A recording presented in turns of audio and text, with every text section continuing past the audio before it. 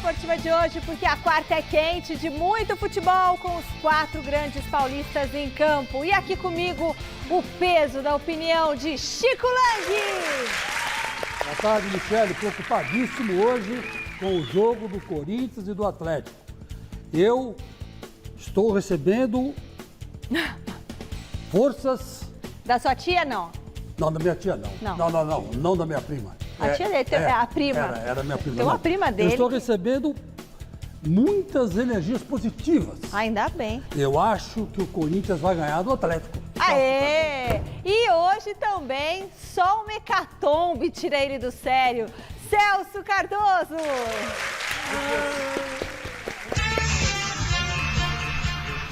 Celso Cardoso! Celso! Ah, meu Deus do céu. Boas noites. Boa Olá, noite. Chicão. Olha o Chico Lang. Vocês vão ser igualzinhos. Vocês ensaiaram? A gente ensaia todo dia 3 horas pra fazer isso aqui, ó. Muito bem, olha, nesse clima gostoso, a gente vai falar do Corinthians, que pega o líder do Brasileirão. Será que o Silvinho vai conseguir segurar o Galo? Tem também o São Paulo em campo, com o reencontro de Rogério Ceni com o Fortaleza lá no Castelão. Fortes emoções, né? Estamos lá na Vila Belmiro hoje, porque tem Santos e Bragantino ainda com a repercussão do caso Bruninho, que mexeu com todo mundo. E a nossa equipe também está no Allianz Parque, acompanhando tudo que rola antes de Palmeiras e Atlético Goianiense. Com tudo isso no programa de hoje, você não vai ter coragem de trocar de canal, né? Vem com a gente depois das dicas. Hoje é quarta-feira, mas não uma quarta qualquer. Afinal, não é toda hora que temos os 5 clubes paulistas entrando em campo numa mesma noite.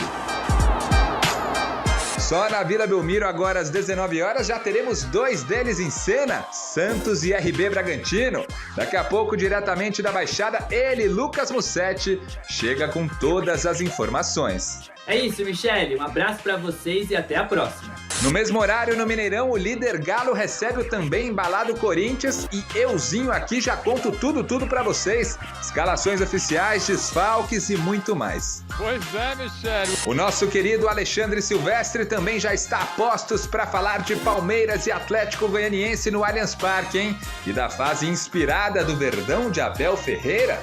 Calma aí, segure a sua ansiedade, Michele Janela. E o repórter que vai dormir mais tarde hoje é o nosso Osmar Garrafa, que chega com as informações do jogo das 21h30, depois da novela e sem muita hora para acabar. Boa noite, Michele. Boa noite a todos que acompanham o Gazeta Esportiva. Essa é a expectativa. É o duelo entre Fortaleza e São Paulo, na partida que marca a volta de Rogério Ceni ao Castelão.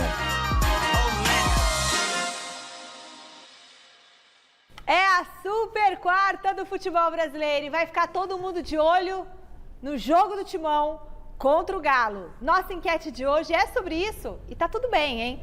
Contra o líder Atlético Mineiro, o Corinthians vai vencer, vai empatar, vai perder ou vai ser goleado?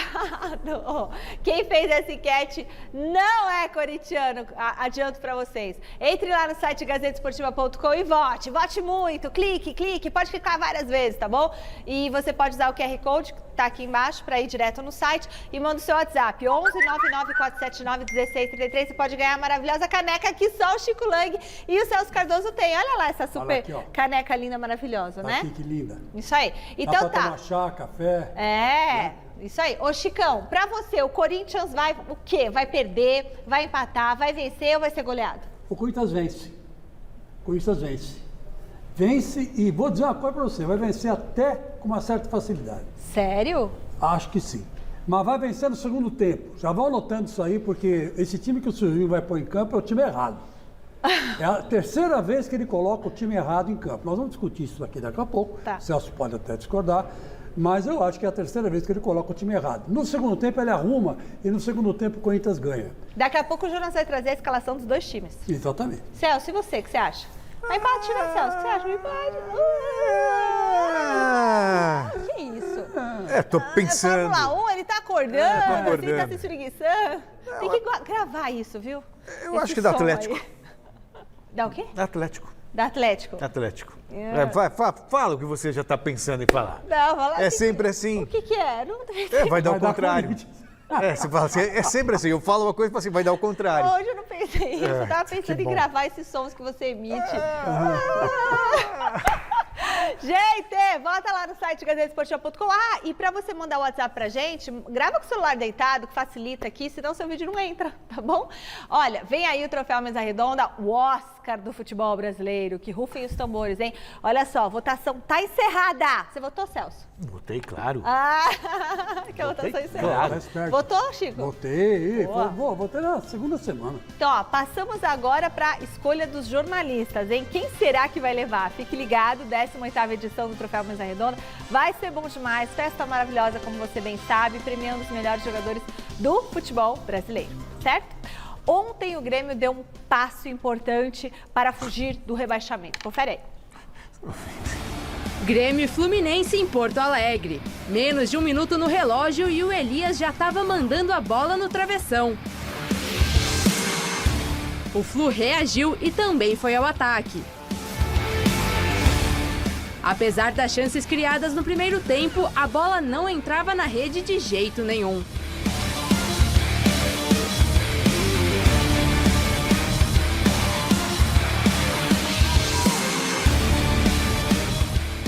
E olha só, no começo da segunda etapa, o Caio Paulista fez um belíssimo gol.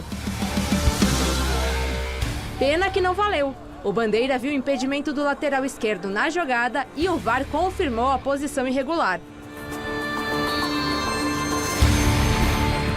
Pouco depois foi a vez de Diego Souza. De cabeça, o atacante mandou a bola pro gol e abriu o placar. 1-0 e fim de papo.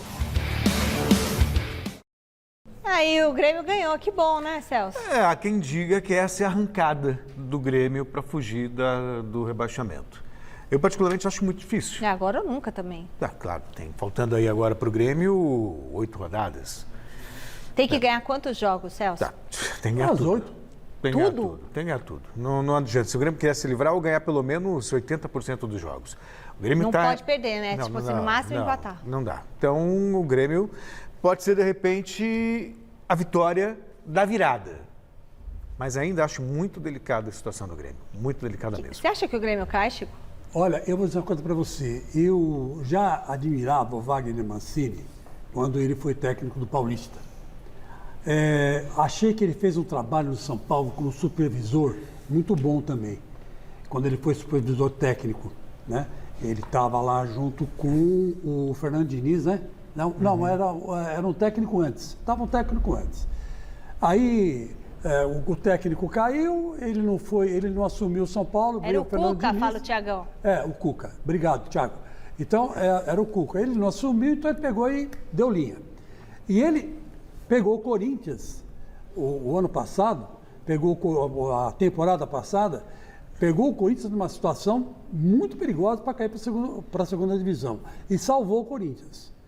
Não deu sequência ao trabalho, porque não deram os reforços que ele pediu.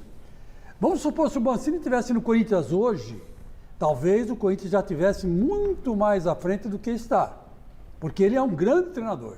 Ele pegou o Grêmio, eu estou acompanhando esse trabalho que está fazendo no Grêmio, e ele está fazendo um trabalho mais psicológico do que técnico.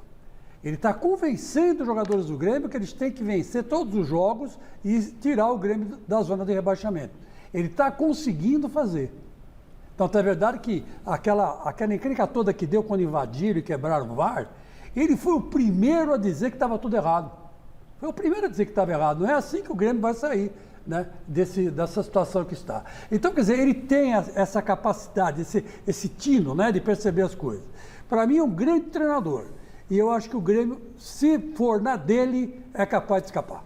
Olha, hoje tem o líder em campo, hein? E logo contra o Corinthians, será? Tomei um susto agora. O quê? Porque falou, tem o líder em campo e eu vi o distintivo do Corinthians, eu falei, é contra o Corinthians. O líder, né? Eu tô brincando. Se o campeonato durasse mais uns 2 meses, o Corinthians está chegando, tá bom. hein?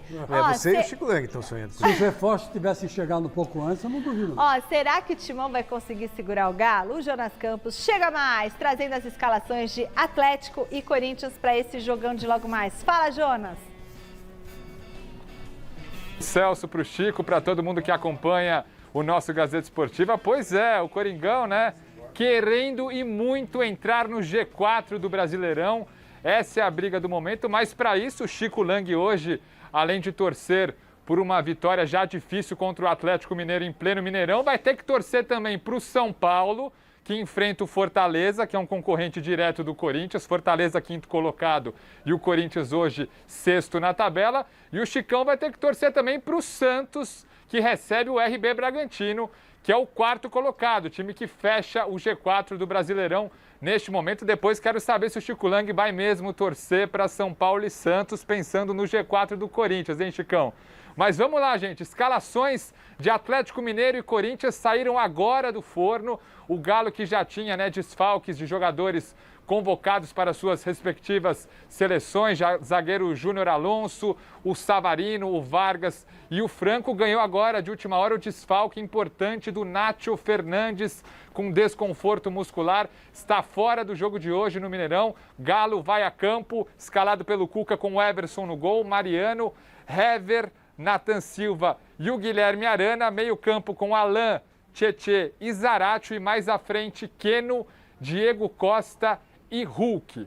Do outro lado, o Corinthians do Pilhadão Silvinho, que vem com novidade para o jogo de hoje, um jogador que vinha pedindo passagem e hoje vai ser escalado pelo técnico Silvinho, já confirmado na equipe titular, Gustavo Mosquito. Então vamos colocar o timão na tela, equipe com o Cássio no gol, Fagner, João Vitor, Gil e o Fábio Santos, meio campo com Gabriel, Duqueiroz, Juliano, Gustavo Silva na vaga do GP, né? Roger Guedes e o Renato Augusto, mantido naquela posição que tem gerado uma polêmica danada, o Renato de falso 9, mas aposta mais uma vez nessa formação o técnico Silvinho, hoje com a novidade do Gustavo Mosquito. Michele.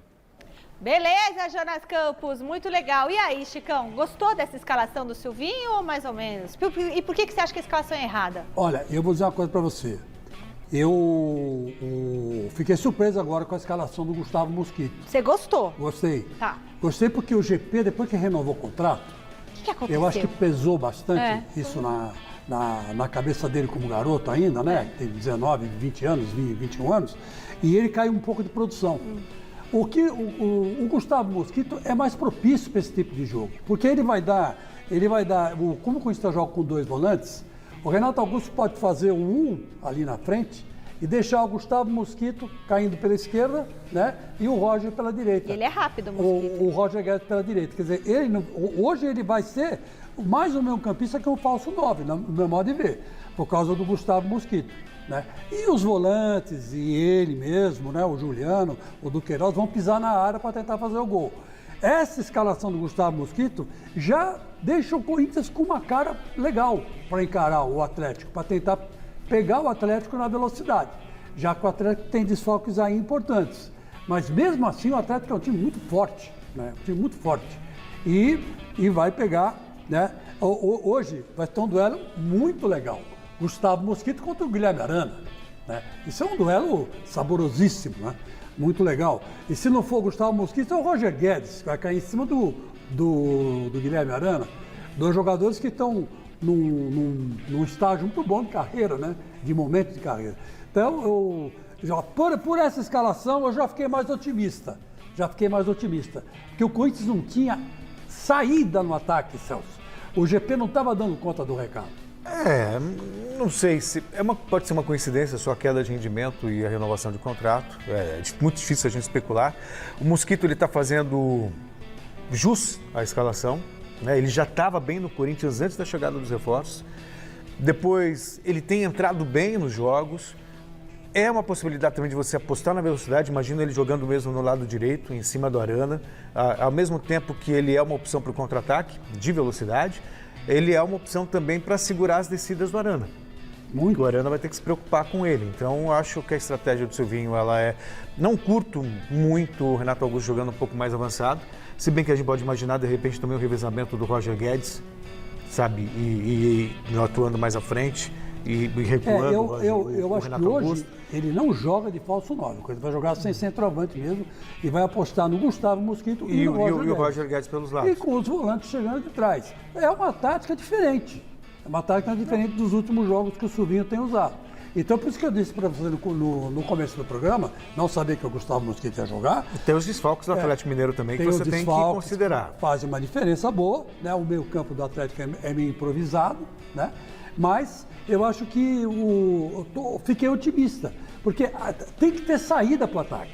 Aí o Corinthians não tinha. O Corinthians tem uma boa defesa, tem um bom meio campo, boa marcação, mas saída para armação, se você recuar um pouco o Renato Augusto, deixar ele jogando lá de falso 9 para inglês ver e abrir pelas pontas, né? Com o apoio do Fagner e com o Fábio Santos, olha, o Corinthians encara assim muito bem o Atlético Mineiro. Lembrando que o Atlético Mineiro levou um chapéu tático do América no último domingo. E foi um resultado suadíssimo. Gol de Guilherme Arana ali no sufoco do sufoco. Quer dizer, e o América. Mas o América vem jogando bem contra todos, né? O América tem um bom time, mas não era para dar esse trabalho todo para o Atlético, e deu. Então quer dizer que o Atlético também já está de olho na final da Copa do Brasil, né? Então está meio que ele está já mais preocupado em ganhar esse torneio, né? Além de ganhar o Campeonato Brasileiro, que já é dele, né? Eu até respondendo ali a pergunta no GC, eu não curto. Não gosto do Renato Augusto jogando avançado. Não gosto. Mas são escolhas. Então, que o Silvinho seja feliz. E escolhas implicam renúncias, como você falou. É profundo, né? É, profundo. Olha, Fortaleza... Agora, uma coisa... Hoje o Chico Lang segura esse homem, que vai... Mas uma coisa o Celso tem razão. Se o Corinthians tivesse um centroavante, vamos supor que o Corinthians tivesse o Daverson, que é maluco. Mas o William é o quê? O William, ele é atacante, mas para jogar pelos lados. O William Bigode já é mais... Não, eu tô falando o William do Chelsea. O William mesmo. Ele não é. Se o William tivesse aí... O Jô é o quê? O Jô é centroavante. Então. O Corinthians só tem um centroavante de ofício. Que é o Jô. Que é o Jô, né? E tem uma porção de molecada lá candidata a ser substituto do Jô. E isso aí o Silvinho vai ter que fazer. Uma coisa que precisava de um centroavante assim típico, né? Por exemplo, sei lá, o Diego Costa, um cara que vai lá e bota a bola para dentro, entendeu? O Palmeiras não tem esse jogador, pra você ter uma ideia, mas o Fred, pronto. O Corinthians precisava de um Fred. De um Romário, é isso? Não, o Romário era assim. O Romário, no final de carreira, ele jogava muito mais enfiado do que ali, né? Só na frente ali, né? Só fazendo Exatamente. Gol. Então o Corinthians estava precisando de um cara assim. Mas como não tem, e vai ter que se virar no que tiver, esse negócio de João entrar no segundo tempo até que não é má ideia. Olha, Fortaleza e Flamengo, dois times que têm tudo a ver com a história do técnico Rogério Ceni.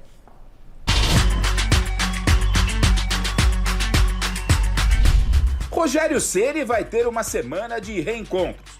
Nas duas próximas rodadas do Brasileiro, ele vai estar frente a frente com seus dois últimos clubes como treinador. Pela ordem, Fortaleza e Flamengo. A partida dessa quarta-feira contra o Fortaleza no Castelão será a terceira de Ceni frente ao tricolor cearense, desde que deixou a equipe. Nas duas vezes anteriores, quando comandava o Flamengo, ele venceu uma e empatou outra. Rogério é um dos maiores treinadores da história do Fortaleza. Sob o comando do ex-goleiro, o Leão foi campeão da Série B em 2018, bicearense em 2019 e 20 e da Copa do Nordeste em 2019. Além da belíssima campanha na Série A do mesmo ano, quando o clube conquistou vaga para a Copa Sul-Americana. Em novembro do ano passado, Ceni deixou o Leão para assumir o Flamengo. No Mengão, ficou apenas 8 meses. Apesar de pouco tempo por lá, ele fez história no clube carioca. Foram 45 jogos, com 23 vitórias, 11 empates e 11 derrotas. Títulos foram 3, todos na temporada passada. Um Cariocão, uma Supercopa do Brasil e um Campeonato Brasileiro. Números à parte, o objetivo de Ceni é vencer suas duas ex-equipes nessa semana para que o São Paulo possa dar um salto importante na tabela e, quem sabe, voltar a sonhar com uma vaga na próxima Copa Libertadores da América.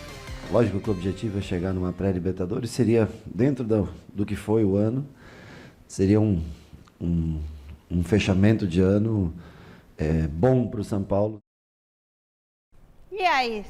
Direto com Osmar Garrafa. Bora conversar com Osmar Garrafa. O São Paulo vive um grande problema na lateral direita.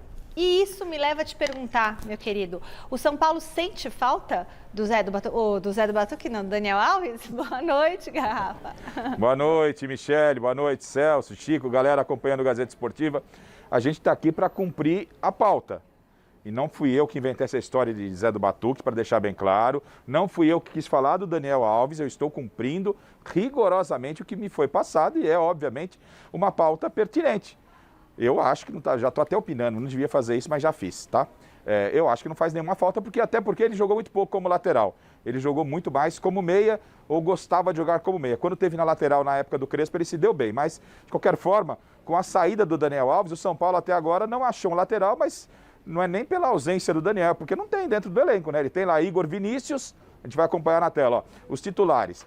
Igor Vinícius e Orejuela. Nenhum dos dois deram conta do recado até agora, são jogadores específicos desta posição.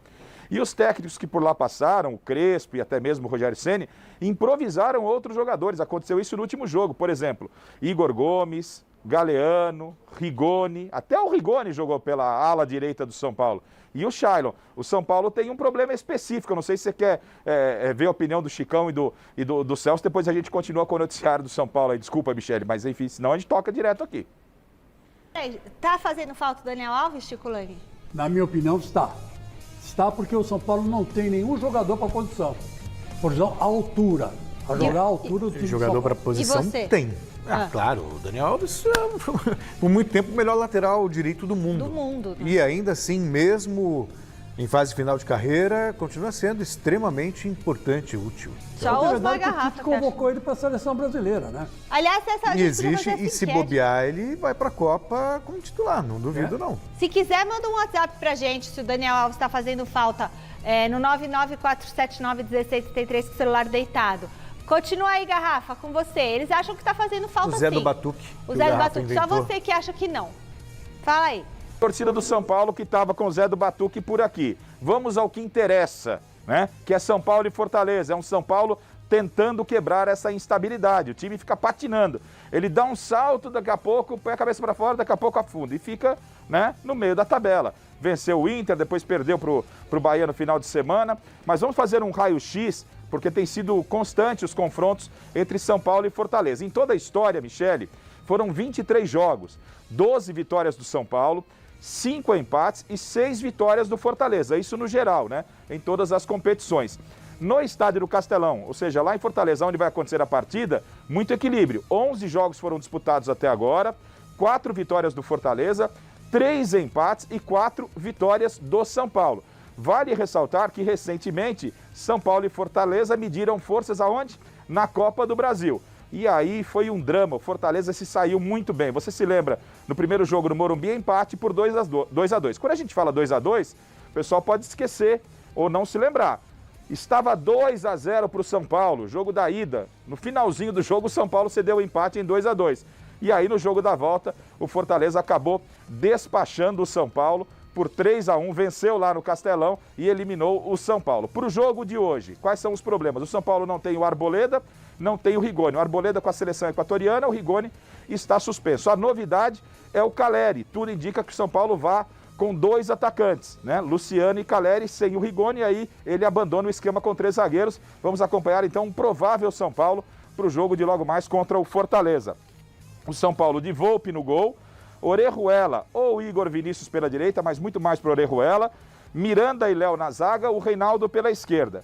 No meio-campo, Lisiero, Igor Gomes, Gabriel Sara e Nestor, Rodrigo Nestor. Tem uma pequena possibilidade do Benítez aparecer como novidade por aí.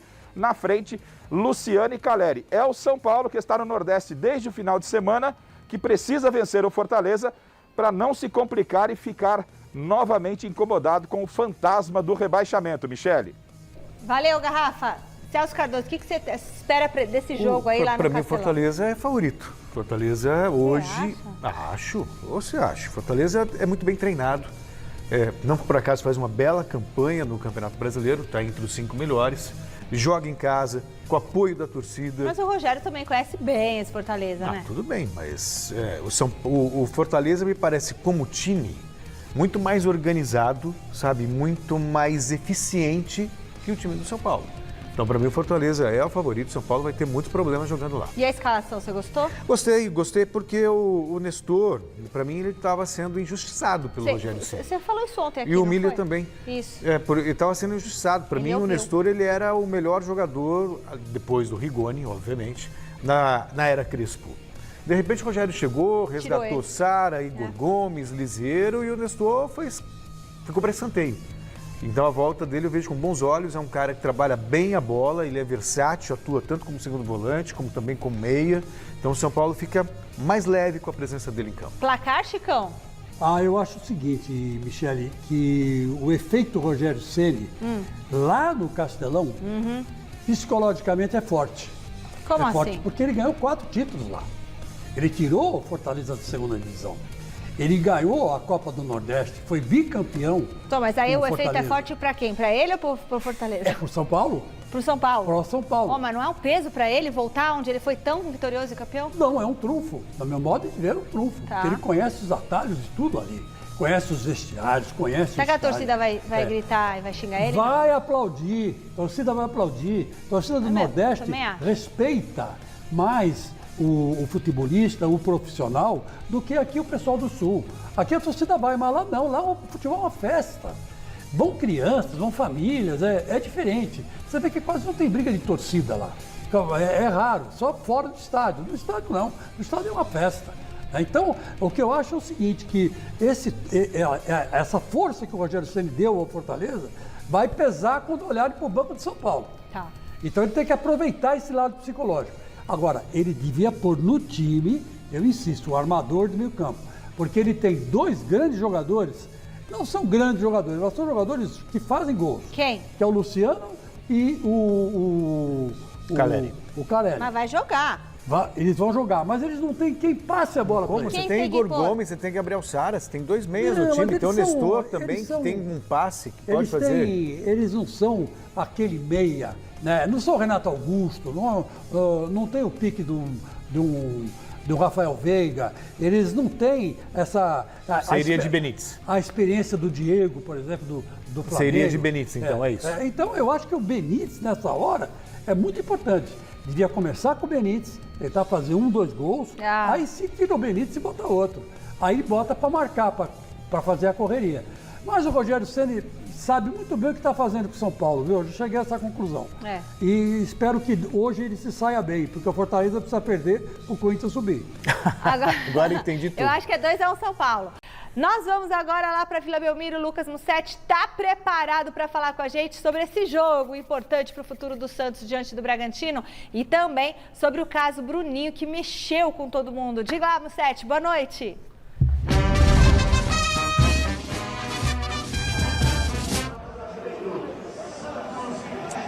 Boa noite, Michele. Boa noite para todo mundo que acompanha o Gazeta Esportiva. Antes da gente falar mais um pouco sobre a história do Bruninho, eu vou confirmar a escalação do Santos, que saiu agora há pouco, e o Carille mexe 4 vezes em relação à derrota por 2-0 contra o Palmeiras no último domingo também aqui na Vila. O Santos do Carille está confirmado com João Paulo no gol, defesa com Kaique, Luiz Felipe e Danilo Boza, Marcos Guilherme na ala direita, Lucas Braga na ala esquerda e meio de campo com Vinícius Zanocelo, Felipe Jonathan e Gabriel Pirani, o ataque com Marinho e Diego Tardelli. Esse é o time do Santos para tentar voltar a vencer no Campeonato Brasileiro, para ver a zona de rebaixamento ainda mais distante.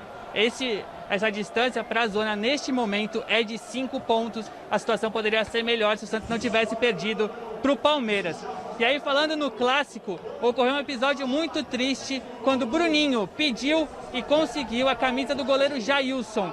Um torcedor ficou irritado, tentou tirar a camisa da mão do Bruninho, gerou uma confusão na arquibancada, a polícia precisou intervir. Foi um grande susto para a criança, que foi às redes sociais e aos 9 anos precisou pedir desculpa para adultos. O vídeo repercutiu demais, a gente mostrou aqui no Gazeta Esportiva ontem que até Neymar se solidarizou. E Bruno teve 2 surpresas. Uma, tá aqui no camarote da Vila Belmiro para assistir o jogo contra o Bragantino. E a segunda, o técnico Tite chamou o Bruninho para assistir um treino da seleção brasileira. Vamos ver o que o Tite falou sobre o Bruninho. Mandar um abraço aí pro Bruninho, um menino que explicar um pouco minha história de vida aí. Que está feito um convite para que ele possa estar aqui conosco, porque nós também temos, enquanto pais, enquanto pessoas, a obrigação de sermos educadores e sermos exemplo. Mais do que falar é fazer. Está feito o convite dele para vir aqui conosco. Tu torce pela seleção brasileira e dá para torcer por clube, sim. Dá para ter educação e dá para ter respeito por tudo. Cara, Bruninho, um abraço nosso de coração. Eu sou um palmeirense de uma família de corintiano. Eu joguei nos 4 grandes clubes aqui de São Paulo, né? Assim, consegui respeitar todas as camisas. Consigo entrar e sair nesses 4, né? Então, cara, assim, eu me solidarizo aí contigo. Você tem os seus ídolos, eu tive meus ídolos também, né? Mas, assim, não perca isso, cara. Não perca esse amor pelos seus ídolos, assim, esse amor pelo esporte, porque... Assim, eu sou um fruto de tudo isso e, pelo contrário, a gente tem que procurar influenciar um pouco mais a sociedade, né, com esses valores agregados do esporte.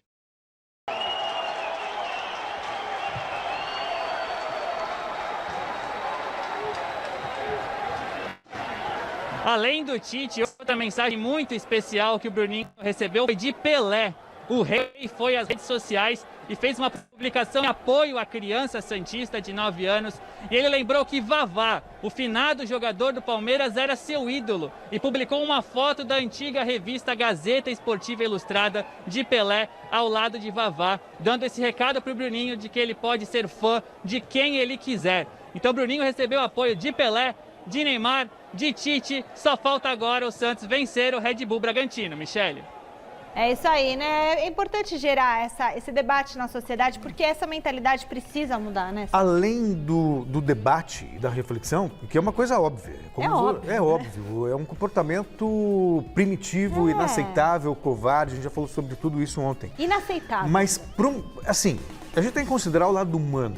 Então, é um menino de 9 anos. Imagina o trauma que essa criança vai levar para a vida dela, quase sendo agredida porque ela ganhou uma camisa do seu ídolo. Ai, não fala isso, tendo que aparecer nas redes sociais e fazer um discurso, um pedido de desculpas, que ele não tem que se desculpar de nada. Porque ele não fez nada errado, que ele não tem que se desculpar de nada. Então, esse acolhimento, eu chamo isso de acolhimento ao garoto. Ele é de extrema importância. Então, eu quero dar os parabéns para o Neymar, eu quero dar os parabéns para o César Sampaio, para o Santos, que convidou o menino para ver o jogo, para o Tite, sabe, tentando levar ele para ver o treino da seleção brasileira. Tem que dar parabéns para essas pessoas que se comoveram com essa mensagem do garoto. Porque é ridículo o que aconteceu. E quem tem que morrer de vergonha agora é esse cidadão que tentou tirar a camisa, agredir um garoto porque ele estava lá sendo reverenciado por um ídolo. Sabe, então, isso extravasa um pouquinho a paixão pelo clube. É o lado humano que tem que prevalecer. Então, esse acolhimento é de fundamental importância para o Bruninho. É verdade, você tem razão. E eu tenho conversado com muitos psicólogos a respeito desse caso. E hoje, na psicologia comportamental e comportamental cognitiva, existe o reforço negativo e o reforço positivo.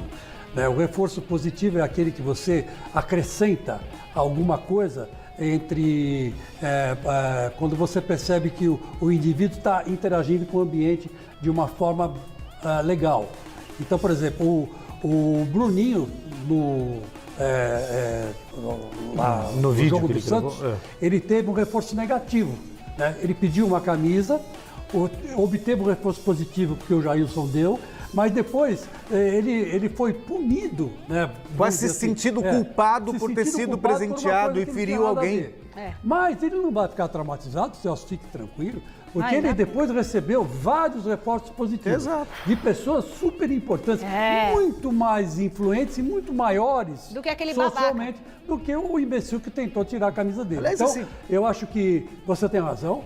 O Bruninho, ele na sociedade brasileira passou a ser uma figura de destaque, entrou para a história do futebol, né? Entrou para a história da Vila Belmiro e agora está servindo de exemplo.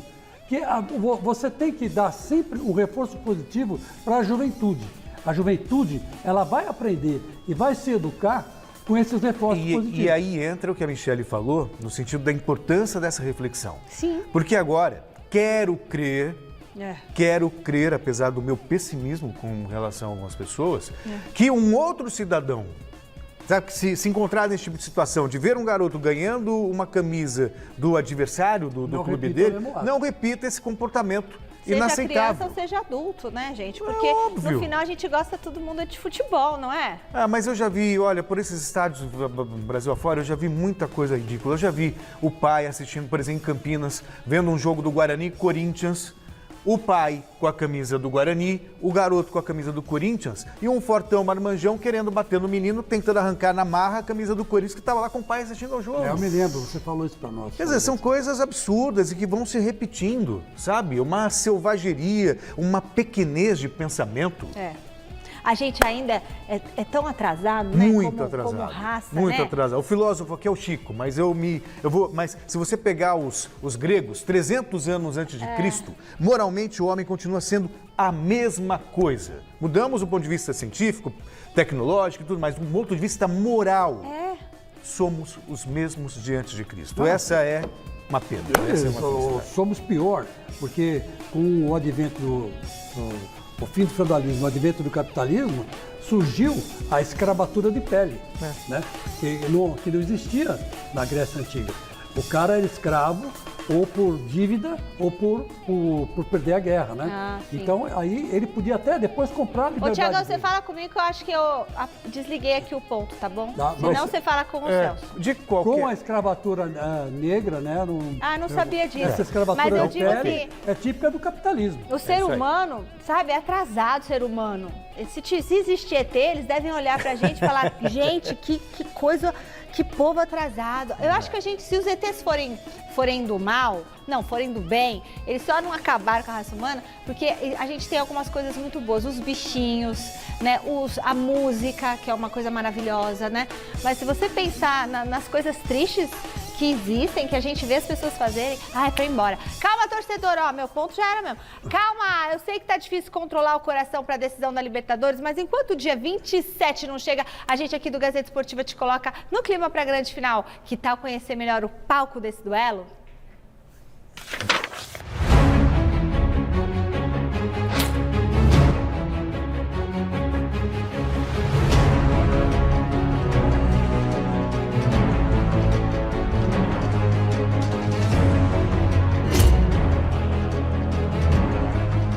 Pouca gente sabe disso, mas esse palco tradicionalíssimo do futebol uruguaio, sul-americano e mundial já recebeu Palmeiras e Flamengo em finais de Libertadores. Foi no Estádio Centenário que o Mengão viveu um dos grandes momentos da história do clube ao vencer o Cobreloa no terceiro jogo de uma final que terminou com um show de Zico, 2-0 no placar e primeiro título rubro-negro da Libertadores de 1981. 2-0 para o Flamengo, uma grande vitória, 2 grandes gols de Zico. O Palmeiras tem o Centenário como o estádio estrangeiro mais frequentado pelo clube na competição. Depois do Allianz e o antigo Palestra, o Pacaembu e o Morumbi, foi no palco uruguaio que o Verdão mais atuou pela Libertadores. Destaque não muito bom, é verdade, para a finalíssima perdida em 1968 para o Estudiantes, 2-0 no terceiro jogo, que era o duelo de desempate. Agora pela segunda vez em uma final de Liberta no Estádio Centenário, mas pela primeira se enfrentando, Palmeiras e Flamengo fazem jogo único e decisivo nesse palco que é sinônimo de história e que no dia 27 já é certo, vai testemunhar a consagração de um tricampeão de Libertadores.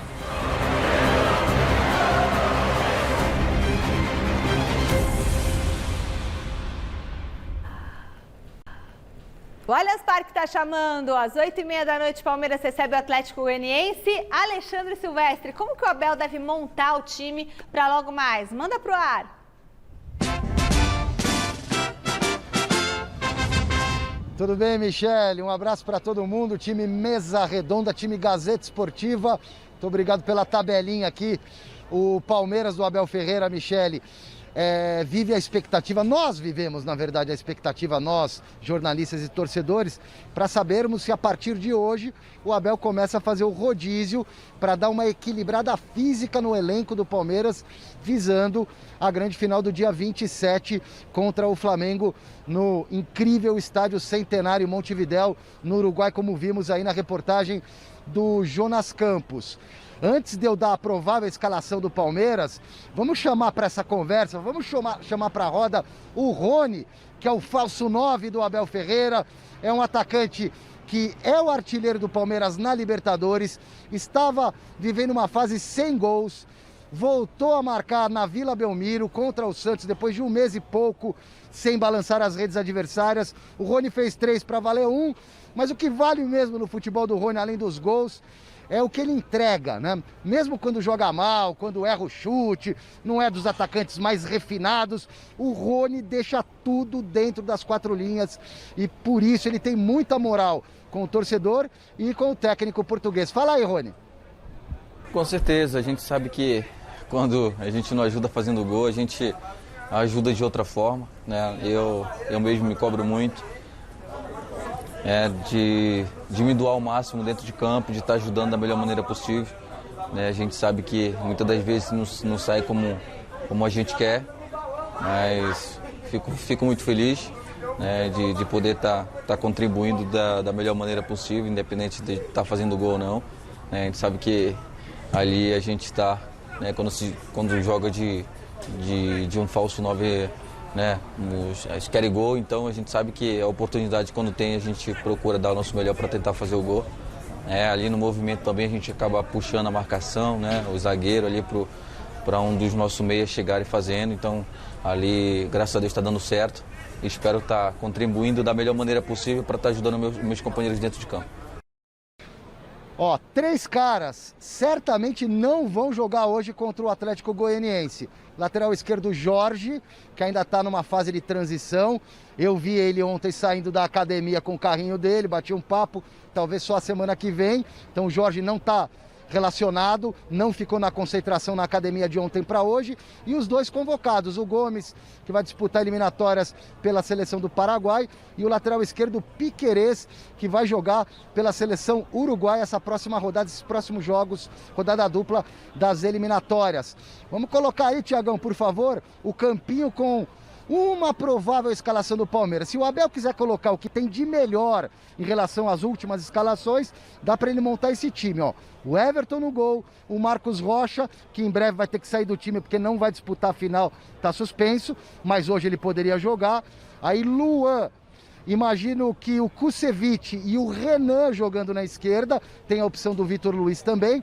No meio de campo, o Danilo ou Felipe Melo, Zé Rafael ou Patrick de Paula, o Veiga, o Scarpa, o Rony e o Dudu. Um provável Palmeiras para encarar o Atlético Goianiense. Foram vendidos mais de 15 mil ingressos, teremos um bom público e o torcedor do Palmeiras, antes da partida do Verdão às 8h30, vai secar o Atlético Mineiro. Tem palmeirense, não é que vai torcer pro Corinthians, pro Corinthians ganhar, não dá, mas vai torcer pro Atlético perder, Michele. Tá certo. E aí? Que dá no mesmo, né? Que dá no mesmo. O Silvestre agora ele foi bem político, né? Mas dá pro Palmeiras? Não dá mais pro Palmeiras. Dá, matematicamente dá, mas quem acredita? Mas aqueles velhos políticos, que nem Ademar de Barros, Jânio Quadros, né? Eu não vou torcer pro Corinthians, vou torcer pro Atlético perder. Nada, né? Eu acho que o Atlético perde. E aí o Corinthians está ajudando o Palmeiras, né? Está ajudando o Palmeiras. Mas o que acontece é o seguinte, a gordura do Atlético é muito... É muito grande. É muito grande, né? São 10 pontos de diferença. Faltando 8 rodadas. Faltando 8 rodadas. O Atlético não vai perder 8 jogos, sabe? Não vai perder 3 jogos. Não. É complicado. Eu acho que o Atlético 3 já é até campeão. pode perder. Agora o Palmeiras tem que ganhar 3 e mais tantos, né? E mais tantos. Então eu acho que não. O Abel, se eu fosse o Abel Ferreira, eu me concentraria para a disputa da Libertadores da América. Que é o que o Flamengo está fazendo. Para o Palmeiras chegar, o Atlético tem que perder 4 e o Palmeiras ganhar 4 seguidos. Aí gosta. Atlético perde 4, Palmeiras ganha 4? Não é difícil, né, gente? Vamos lá. Não, dá pra fazer. O Corinthians tem parada duríssima daqui a pouco contra o Atlético Mineiro. Para piorar, a vida do Timão diante do Galo não tem sido nada fácil nos últimos tempos. Nesta quarta, tem jogaço. Vamos embora, senhores! Vamos fazer nosso jogo! É, Silvinho, mas não vai ser fácil encarar o líder e embalado Atlético Mineiro em pleno Mineirão. Além da fase boa do Galo, o Timão terá que derrubar um retrospecto recente nada favorável contra a equipe mineira. Isso porque a última vitória corintiana sobre o Atlético foi essa aí, ó. 1-0 lá em 2019 pelo Brasileiro, gol de Gustavo em Itaquera. Depois disso, foram 4 derrotas seguidas do Timão diante do Galo. A última delas no primeiro turno, na Arena, de virada e com show dele, Hulk. Agora, reforçado e mais em cima na tabela, o Corinthians tenta um grande feito em BH, onde não vence o Atlético desde 2017. Mas a fase é boa das duas equipes e o jogo naturalmente promete demais. Boa sorte, senhores! Vamos embora, senhores! Vamos fazer nosso jogo! Jonas, vamos voltar a falar do Corinthians, que joga contra o Galo daqui a pouquinho. Mostra de novo como é que chega o Timão, Jonas. Vamos lá, Michele, para nossa audiência rotativa, essa eu aprendi com você, hein? Escalação do Corinthians novamente na tela do Gazeta Esportiva, com novidade, hein?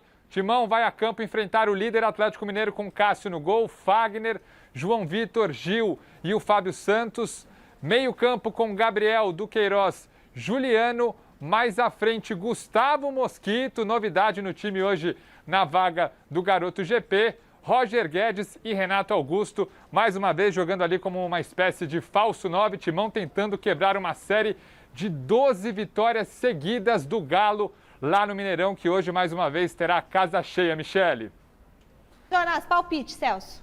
Atlético Mineiro 2-1. Eu acho que é Corinthians 2-1. E você, Chico? O jogo vai ser difícil, pegado, muito disputado, palmo a palmo do gramado. É. Mas o Corinthians ganha por 7-0. Boa, Chicão! WhatsApp na telinha, pode rodar. Boa noite, Michele. Boa noite, Chico. Boa noite, Celso. Quanto ao jogo de hoje, eu gostaria que o Corinthians ganhasse, mas acho que vai dar um empate. Michele, eu te acompanho desde que você começou na Gazeta e sou teu fã até hoje, hein? Léo Oliveira, Bela Vista, São Paulo. Olá, Michele, Chicão, Celso. O Corinthians vem com uma vitória de 2-0 de Minas Gerais. Maurílio, Zona Norte. Boa noite, Michele. Boa noite, Celso. Boa noite, Chico. O Galo vai golear o Corinthians. Aqui é Heron de Guarulhos. Vai, Palmeiras! É, vai Palmeiras! E o Léo Oliveira ganhou a caneca. Pô, me acompanha, né? Faz tempo aí, ó. 21 aninhos, tamo junto. Nossa produção vai entrar em contato com o senhor. Eu também te acompanho há 21 anos.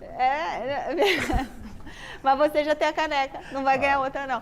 Tá bom? Resultado da enquete. Contra o líder Atlético Mineiro, o Corinthians vai. A maioria respondeu que o Timão vai ser... não vou falar não, Chicão. Goleado, o Corinthians vai ser goleado 43% dos votos. Essa é a vontade dos antes, mas não vai acontecer isso. Eu não sou o Celso Cardoso. Não, esses caras vão engolir esse sapo aí. Ó, o Celso Cardoso não falou que vai dar Atlético? Ele vai então engolir vai dar o sapo. Corinthians, gente. Ele já acertou tudo no Mesa Redonda passada. Senhor. Vamos esquecer, vamos seguir. Valeu, Celso. Obrigada, Chicão. Amanhã tem mais imagina. Gazeta Esportiva 6 da tarde. Tô te esperando, hein? Fica agora com o Jornal da Gazeta. Tchau, beijo, fui.